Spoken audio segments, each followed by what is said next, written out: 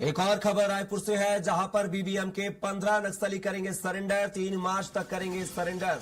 पश्चिम सब ब्यूरो सचिव का गृह मंत्री विजय शर्मा को पत्र में नक्सलियों के पुनर्वास की बात कही गई है। गृह मंत्री सुरक्षा और पुनर्वास का ध्यान रखेगी सरकार। तो आप देख सकते हैं, कल ही कई नक्सलियों ने सरेंडर किया है और एक बार फिर से अब पत्र लिखकर जो है तारीख का ऐलान किया है। पश्चिम सब ब्यूरो सचिव का गृह मंत्री विजय शर्मा को पत्र लिखा गया है। पत्र में लिखा गया है कि नक्सलियों के पुनर्वास की बात उन्होंने की है। गृह मंत्री ने कहा है कि सुरक्षा पुनर्वास का ध्यान रखेगी सरकार।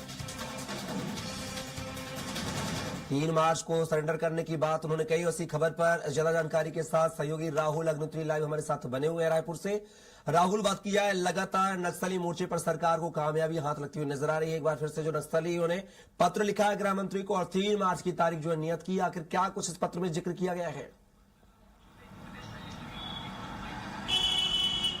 जी कपिल, देखा जाए तो ये पत्र उस बात का उदाहरण है जहां पर बस्तर की धरती पर खड़े होकर के जो देश के गृह मंत्री अमित शाह हैं, उन्होंने आह्वान किया था कि जब कोई नक्सली आत्मसमर्पण करेगा तो सड़कों पर गुलाब का फूल बिछा करके, रेड कारपेट बिछा करके जो नक्सली है उनका स्वागत जो है वो सरकार करेगी और यदि कोई हथियार से बात करेगा तो उसका जवाब गोलियों से दिया जाएगा। ये उसी बात की सफलता है कि लगातार जो नक्सली है वो बड़ी संख्या में आत्मसमर्पण कर रहे हैं और साथ में पुनर्वास नीति है, जिसके कारण लगातार जो नक्सली है वो मुख्य धारा में वापस लौट रहे हैं। इसी के तहत देखा जाए तो फिर से एक पत्र जो है वो नक्सलियों का सामने आया है, जहां पर देखा जाए तो जो पश्चिम सब जोनल ब्यूरो सचिव है विकास, उनके द्वारा जो पत्र है वो छत्तीसगढ़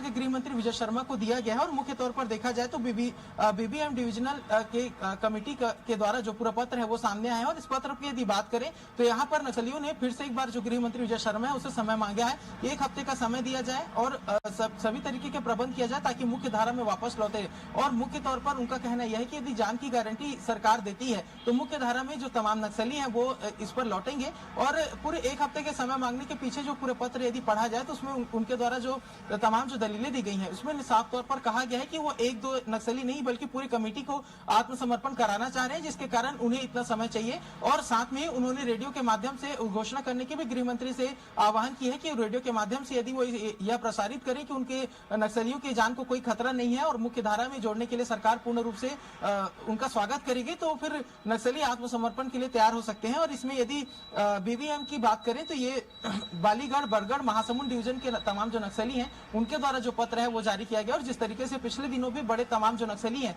उन्होंने आत्मसमर्पण किया है, तो सरकार को लगातार इस पूरे क्षेत्र में लगातार जो सफलता है वो मिल रही है। और 31 मार्च 2026 से पहले ये बात काफी पुख्ता होती हुई नजर आ रही है कि छत्तीसगढ़ के अंदर नक्सलवाद जो है वो पूर्ण रूप से खत्म हो जाएगा। और जो केंद्र की सरकार है, अमित शाह है, उनके द्वारा पूर्ण रूप से घोषित किया जाएगा कि अब छत्तीसगढ़ जो है वो नक्सलवाद मुक्त हो चुका है। लेकिन राहुल, सवाल यह है कि जब बार बार केंद्रीय गृह मंत्री विजय शर्मा बोल चुके हैं कि जो नक्सली आत्मसमर्पण करेंगे उनको मुख्यधारा में जोड़ा जाएगा, पूर्ण मार्ग पुनर्वास नीति है उसका लाभ दिया जाएगा, लेकिन बीबीएम संगठन की तरफ से ये पत्र लिखा गया, क्या अभी भी संगठन को, कुछ नक्सलियों को डाउट है क्या कि अगर वो आत्मसमर्पण करेंगे तो उनके साथ उनकी जान भी जा सकती है?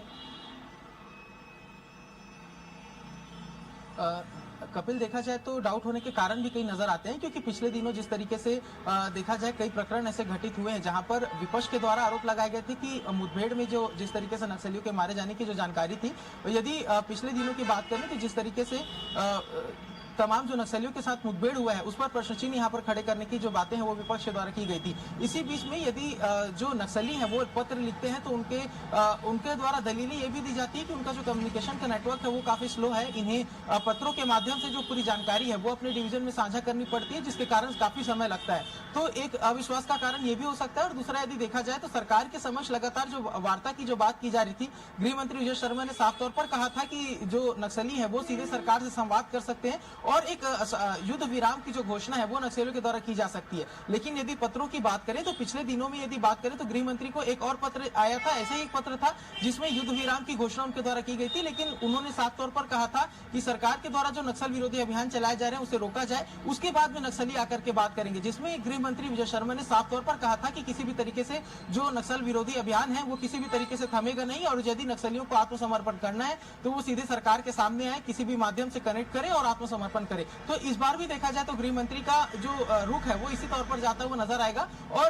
साफ तौर पर जो गृह मंत्री वो कहते हुए नजर आएंगे यदि आत्मसमर्पण करना है तो सरकार से संपर्क करें और उसके बाद मुख्य धारा में जुड़े। जी चलिए राहुल, आप हमारे साथ बने रहिएगा, आगे आपसे और भी जानकारी जो है लेंगे।